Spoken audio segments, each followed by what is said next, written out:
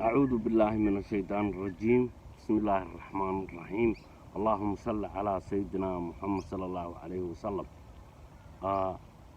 maanta taariikhdu waa 6dii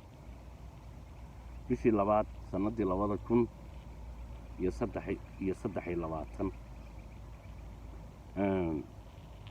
halkan waxaan ka salaamahayaa dhammaan Soomaali meesha ku nooshahay adduunka, gaar ahaan waxaan sii salaamahayaa Soomaalida ogaaday gumaysiga madow Itoobiya ku jirta. waxaan gaar ahaan sii salaamahayaa xubnaha jabhadda wadaniga xoreynta ogaaday meel kastoo adduunyada kaga nool yihiin. waxaana ku baraarujinayaa xubnaha jabhadda wadaniga xoreynta ogaaday in ay ku baraarugaan codkan iyo codad fara badan oo kale oo aan soo gudbinahayay, sababtoo maanta waa waqti aad in loo faa'iideysto tahay oo gumaysiga madowga Itoobiya uu xaaladiisu ay aad u adag tahay. waxaan hordhac ka dhigahayaa codkaygan. waad aragtaan in ay Itoobiya kiniisadaheedii u kala jabeen qoomiyadaha Tigreega, Axmaarada iyo Oromada. waad aragtaan kiniisaduna waxay ahayn meelihii lagu hogaaminayay Itoobiya siyaasadeeda. waxaan rabaa markaa codkaygan maanta inaan 5 qodob aan mid walba istul taago.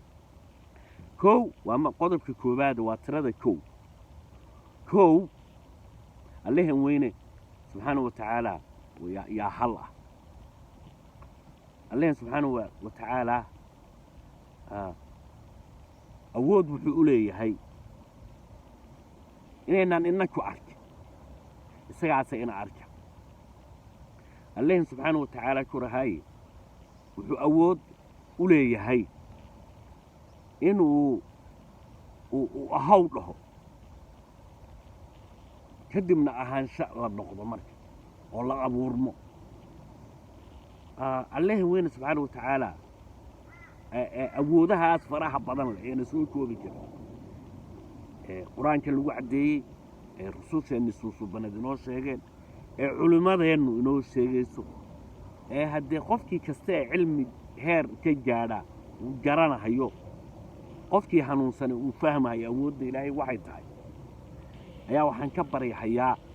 inuu ummadda Soomaalida ogaadeeya gumaysiga madowga Itoobiya ku jirta waqtiga dheer. waxaan soo hormarsanayaa ducaan ku bilaabahayaa codkaygan. ducana waxaan insha Allah inaan ku gabagabeeyaan jeclaa duu Allah waafajiyo. sida awgeed Allahan subxaanahu wa tacaala ku rahay waaxidka keligii ayaa waxaan ka baryaynaa inuu gumaysiga madowga Itoobiya ka horeeyo, siiyana Soomaalida ogaadeeya awood iyo aragti dheer ay ku gaari lahayd. shay waliba sabab u baahan yahay, sababtii ay ummadaasi ku xoroobay lahaydna Allahan weyne waxaan uga baryahayaa inuu waafajiyo. aamiin. marka qodobka koowaad waa waxa weeye 2. qodobka labaad waxaa jira wax la yiraahdo adduunkan koonkan laba wado baa la raacayaa. waa 2 dariiqo weeye. dariiqo saddexaad ma jirto, mid afraad ma jirto, mid shanaad ma jirto, mid lixaad ma jirto, mid boqolaadna ma jirto.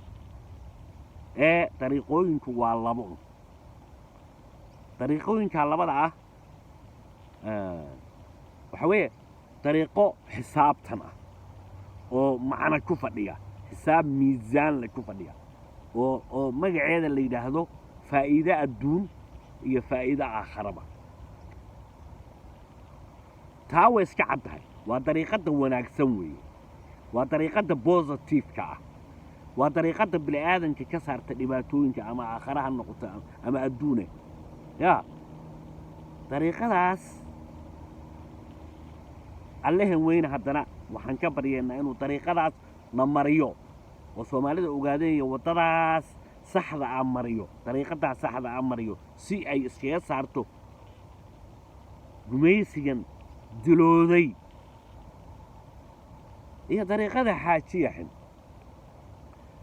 oo khasaare adduuniya khasaare aakhira oo xun. dariiqada waa dariiqa xun weeye. shaqaalihiisu waa baarlamaanka, shayaadiinul insi iyo shayaadiinul shaqaalihiisu waxa weeye waa gaalada shaqaalihiisu waa munaafiqiinta sida awgeed dariiqadaas labada ah dariiqadaas xun aynu hadda soo tilmaannay waad aragtaan waxaa lagama maarmaan waad aragtaan markaan leeyahay waxaad aragtaan maanta in gumaysi midoobaha Itoobiya uu 4 sano ee ugu dambeysay sanadii 2018 meesha laga soo bilaabo waad aragtaan waxa dhacay waad aragtaan xisbi leeyahay BB oo nidaamkii cusbaa ay yimid aha waad aragtaan inuu dagaal hubaysan ku qaaday TPLF oo TDF la baxday waad aragtaan Oromo iyo Axmaaro iyo qowmiyadii Itoobiya inay isku falaxasheen 4 sano ee u dambeysay waxaa ka socday jahawareer waxaa ka socday qulub waxaa socday in ay Itoobiya ay qaxdo waxay isgaadheen in ay iscunaan tii marka beeshii caalamka ee awal horeba u hiilin jirtay ee global policy la dhihi jiray hawadinaysay Melissa Zenawi godkii cadaabkii hore waad aragtay say ugu hiilinayeen kan eejana biladaha siiyey kadibna uu majara habaabay waa kan marka nidaamkii dib loogu soo celiyey ee leeyda isku imaada waad ogeedeen qoladan la leeyahay hadda BB iyo TDF South Africa markay wada hadalka reer galbeedku ay dabada ka wadaan ay gogasho u dhigahayeen South Africa waxay ku fureen oo ku daahfureen Melissa Zenawi markii wuxuu ahaa abi ardaydii Zenawi buu ahaa way iswada garanayeen marka maanta waad aragtaan in kiniisadihii qaylada iyo dhawaaqa ka baxaya waad aragtaan iyakii sidaa ahaa marka yaa dhoolatus ku samaynahaya buqcad ka mida buqcadihii Soomaalidu lahayd hadda waa ladii soo socdaa marka dariiqada noocaasa waxaa la doonayaa dariiqo lid ku ah oo labadii qodob ee soo qabtay uu ahaa wadada saxda ee la qaado iyo wadada khaldan sida awgeed waxaa la doonayaa in wada sax ah loo helo oo lid ku ah ajandagaasha kiniisaduhu maanta ay u burbureen Itoobiya u burburaysa oo ay noqotay manaahid Christianity-goodii iyo orthodoxnimadii iyo kala burburkooda in looga faa'iideysto inay u kala jabeen Tigray Axmaaro iyo Oromo iyo hadda inta kale oo iyaga laftigoodu 84 qowmiyadood la sheegayo ay kala burbureen ay mabaadiid ay maraysaa sida awgeed waa fursad dahabi ah marka sababta kiniisada waa meesha lagu hogaamiyo siyaasadda Itoobiya waxaa jira 3 shay tirada saddexda shay waxa weeye xilligan ma aan waxba jaranayn ma qofka Soomaalida ogaadeen ka soo jeeda in maanta jaranayn ama dibadda jooga ama gudaha Soomaalida ogaadeen yahay joogay aan waxba jaranayn mise qofka in yar oo damiir leh ee wax jaranaya qofka damiirka leh ee wax jaranaya waxaan filayaa 3 shay oo Allahin weyn siiyay saddexdaas waxaa la rabaa intii guntiga dhiisha la iskaga dhiga maanta inay saddexdaba si dheelitiran loo isticmaalo maanta waa xilli go'aan uu qaato shakhsi kasta oo Soomaalida ogaadeen ka soo jeeda gaar ahaan waxaan la sii hadlayaa xubnaha jabada waddanka xoreynta ogaadeen waa xilligii maanta qaadan lahayd go'aankii kama dambaystaha oo ah saddexdaa inay mideeyaan marka koow waqtiga in la mideeyo koow wixii ma lahaa ee uu hayo shakhsigaasna inuu huro hana loo diyaar garoobo sidii nafta loo huri lahaa sababtoo ah gumaysiga midooba Itoobiya ma yaqaano gobonimo doonku waa xurriyad raad gobonimo doonku waa naf iyo dadka dulman u raadintooda xuquuqdooda gobonimo doonku waa xurriyad gaadhsiinta ummadda dulman ee dhibaatada lagu hayo la cadaadinayo sida awgeed waxaa la rabaa gumaysigaasi cashar aan ahayn qori iyo qalin ma yaqaano sidaa awgeed waa in la mideeyaa nafta marka saddexdaas halkaasaan kaga gudbayna waxaan horey inoogu sheegay inay ama ay tahayba afar baa yaa loo qaybsan yahay afar baa loo qaybsan yahay markaan leeyahay shacabkeennu ama dadweynaha soomaalida ogaadaya oo la mid ah ummadweynaha afar bay u qaybsan yihiin afartaasi waxaa weeyaan waxaa jira allehen weyne subxaana watacaala buu qof nasiib wuxuu u siinayaa inuu cilmi barto ama cilmi adduun ha ahaato ama cilmi scientific ha ahaato oo scientific theory ha barto qofkaasi waxaa weeye curiye cilmi oo cilmigii baranahaya waa la gartay kaasi waa curiye cilmi baa la yidhaahdaa ka kale waxaa weeyaan hal abuur buu la imanayaa wuxuu cursanayaa barnaamij dhaqaale ah waa curiye dhaqaale si kastaba ha ku curiye markaa si kasta aan leeyahay xorriyadda ka hor maadaama lagu jiro yaa curiyaasha cilmi iyo curiyaasha dhaqaale si kasta ha ku curiyaan marka kow curiye cilmi labo curiye dhaqaale saddex waxaa jira nin allehen weyne uu ka dhigay aragti dheer siiyey hoggaan ummadda u noqon kara